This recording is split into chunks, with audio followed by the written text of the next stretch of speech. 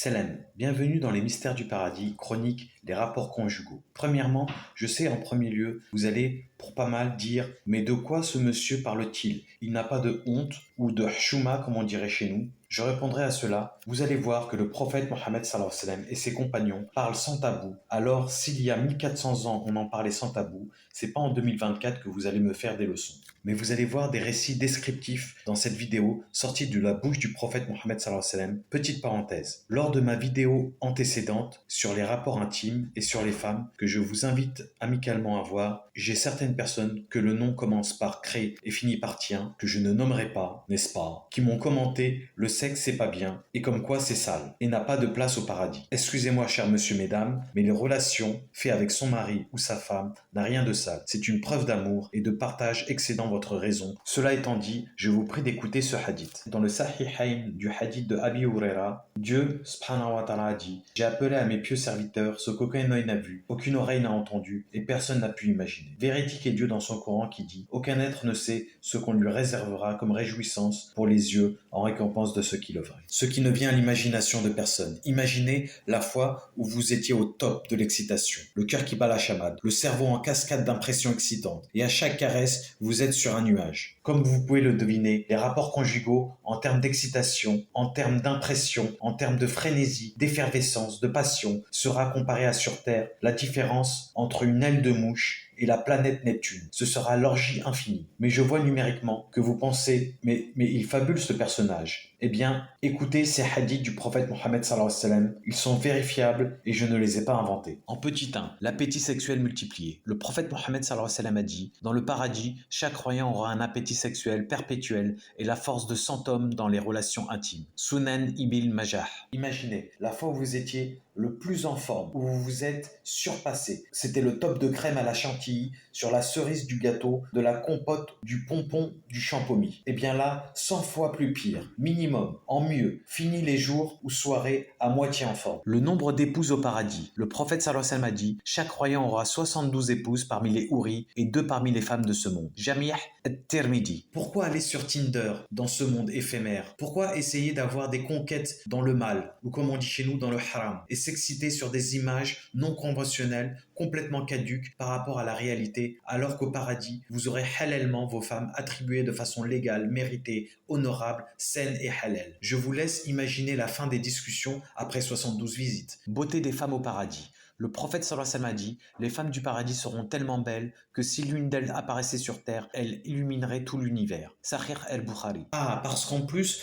nos femmes, ta femme ou ton homme, si tu es une femme, sera plus belle, plus beau que tous les mannequins réunis et beauté de l'univers réunis. Quand vous allez voir votre conjoint, vous savez, ça va être comme dans les dessins animés. C'est-à-dire que dans le cerveau, le personnage va faire des gros yeux qui vont sortir tout gros et la langue va tomber splatch sur le sol et il va se taper la tête avec un marteau, tellement elle est belle ou tellement il est beau. Les relations avec les épouses. Dans le Saint-Coran, Dieu dit: les croyants auront des épouses d'une pureté inégalée et des relations intimes sans aucune impureté ou gêne. Sourate El-Baqarah, sourate 2, verset 25. Fini la timidité. Peut-être que votre plus belle femme jamais connue dans l'univers, votre épouse, aura des lingeries fines, comme disait le prophète sallallahu alayhi wa sallam, ce que nul œil n'a vu, ce qui ne vient à l'imagination de personne. C'est très probable. D'ailleurs, petite parenthèse, il y aura la suite de cette vidéo, des rapports conjugaux, partie 2 et 3, et peut-être un peu plus, car elle aurait mis trop de temps en une seule fois. Je vous invite à vous abonner, à mettre les notifications afin de voir les prochaines vidéos.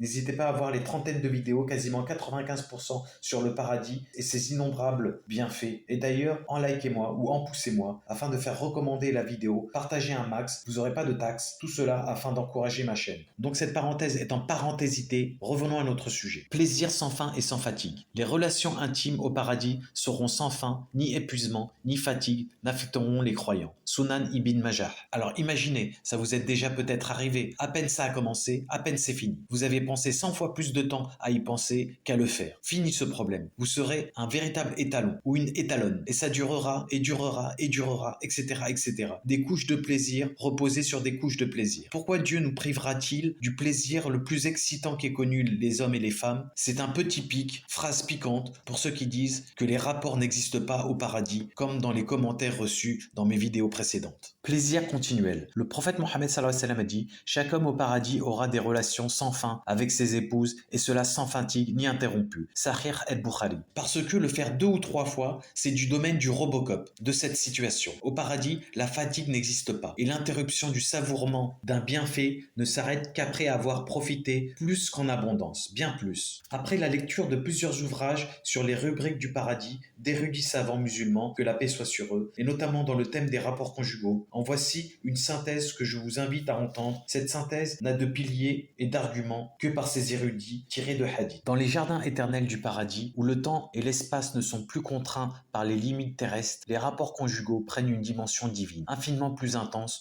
que tout ce que l'esprit humain peut concevoir. Dans ce lieu sacré, les âmes bénies, après avoir traversé les épreuves de la vie, trouvent la quiétude, la paix et l'union parfaite avec leur partenaire, choisi par le destin. Les sensations ressenties sont au-delà des simples plaisirs charnels. Elles touchent à l'essence même de l'amour et de la communion spirituelle. Chaque contact, chaque caresse est empreint de douceur et de pureté. Les frissons qui parcourent la peau ne sont pas seulement physiques, ils réveillent des émotions profondes. Au paradis, tout cela s'efface, ne laissant que la plénitude, l'épanouissement total, des âmes en symbiose. Les jouissances ressenties lors de ces moments d'intimité ne sont pas de l'ordre des simples plaisirs éphémères, comme si chaque sensation ouvrait la porte d'une nouvelle dimension d'amour et de compréhension mutuelle. L'union entre les âmes et les corps devient une symbiose céleste, où chaque note résonne avec une profondeur inconnue sur Terre. Le merveille de ces instants se manifeste aussi dans la capacité des âmes à s'unir dans une harmonie parfaite, où les désirs ne sont plus jamais discordants. L'autre n'est plus un mystère à percer, mais une extension de soi-même. Les rapports conjugaux, dans cette sphère d'éternité, sont un échange pur,